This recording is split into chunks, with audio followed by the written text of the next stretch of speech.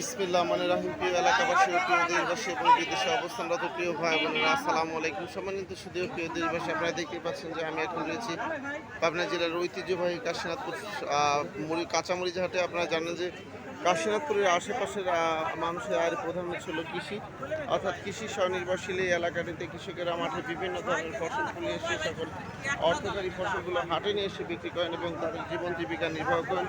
শুধু তাই নয়, এই হাট থেকে কাঁচামরিচ বাংলাদেশের বিভিন্ন প্রান্তে গিয়ে ভোক্তাদের চাহিদা সম্পূর্ণ করছে। যাওকে পর্যায়ে আমরা জানবো সরাসরি কৃষকের কাছে যে আজকে কাশীনাথপুর হাটে কাঁচামরিচের সর্বোচ্চ পাইকারি বাজার কত আছে। আসসালামু আলাইকুম ভাই, আজকে কাঁচামরিচের সর্বোচ্চ পাইকারি বাজার কত? 20 থেকে 22 টাকা কেজি, 20 থেকে 25 টাকা, 20 থেকে 25 টাকা। তুলা কত করে নিচ্ছে? আর সম্মানিত সুদীয় প্রিয় দেশবাসী, বুঝতেই পাচ্ছেন যে কৃষকদের 1 কেজি মরিচ তুলতে যেখানে 10 টাকা খরচ হচ্ছে, এছাড়াও যে সার বিষ বিভিন্ন ধরনের খরচ রয়েছে।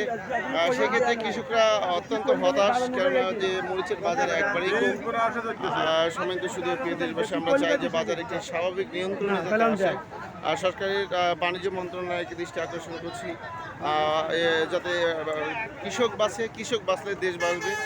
আর আমরা চাই যে বাজারের একটি সুন্দর একটি সামঞ্জস্যপূর্ণ একটি বাজার থাকবে, যেখানে কৃষকরা লাভবান হবে এবং ভোক্তারা সন্তুষ্ট থাকবে।